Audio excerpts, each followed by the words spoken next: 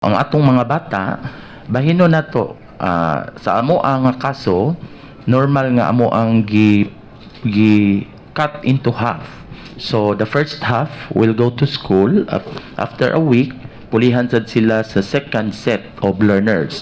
So both of them will experience the actual face-to-face engagement with their teachers, and also they will experience the self-directed learning modality. But there are still procedures in the schools that I am very particular about. When they do lupang hinirang, for example, we do not put them together, but each of the classroom is conducting the same thing.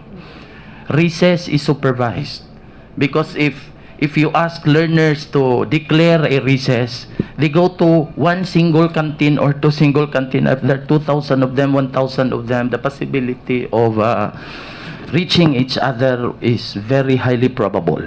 So we regulated those items. That's why we do not allow exit at the same time. We schedule their exits at different times to ensure that they won't really be meeting. For the Division of Negros Oriental, we cannot deny that children are children.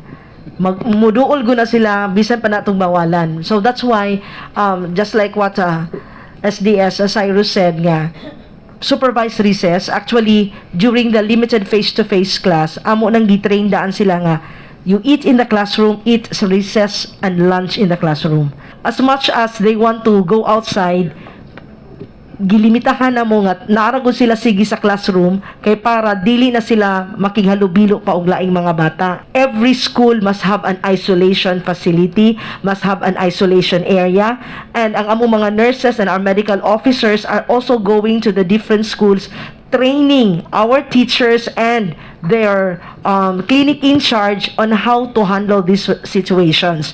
The moment nga kay pag na may triage daan pag sulod sa school, the moment nga ma-detect nga galain ang paminaw sa bata, actually we ask them nga to contact the RHU pod, and ni-request pod ni sa opening sa classes nga at the triage na ang ilahang mga BHW.